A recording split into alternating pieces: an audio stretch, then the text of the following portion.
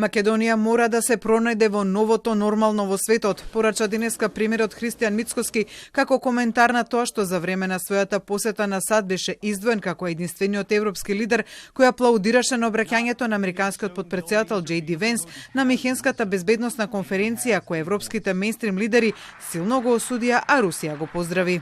Таа е линијата. Тоа е новото нормално, кое што доаѓа од Вашингтон и кое што ќе го преплави светот, да знаете. Тука нема играње. Сега ние сме тие први што го запоседнуваат теренот. Тоа е мојот начин на работа. Прв да нема втора шанса за прв печаток. Запоседни го теренот, па после кој да дојде веќе втор, трет се реди позади тебе. Ние мораме да го запоседнеме теренот и да се пронајдеме во тоа некое ново нормално. Мицкоски состав дека поддршката за говорот на потпредседателот Венс не значи дека Македонија оди по линијата на крајната десница. Па не би рекол дека потпредседателот Џеј Ди Венс е представник на крајната десница.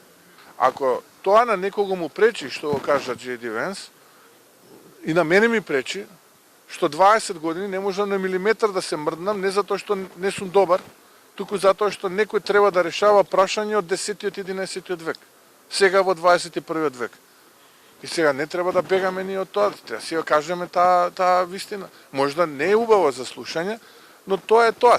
Мицкоски при тоа вели дека не знае дали нешто ќе се смени, но вели дека мора да се работи на градење на сојузништво во новото нормално, при што најави дека в петок оди на приватен ручек во Истанбул кај претседателот на Турција Реџеп Тајип Ердоган за потврда на стратешкото партнерство меѓу двете земји, а в понеделник и вторник ќе биде во Будимпешта на владина конференција, од каде исто така ќе биде испратена порака за сојузништво. Мицкоски за тоа дали добил поддршка за време на посетата на САД за евроинтеграциите, вели дека од сите страни доаѓа конкретна поддршка и разбирање за аргументите на Македонија, но од една земја членка на Унијата која што наместо да работи во сегашноста се враќа во средновековието.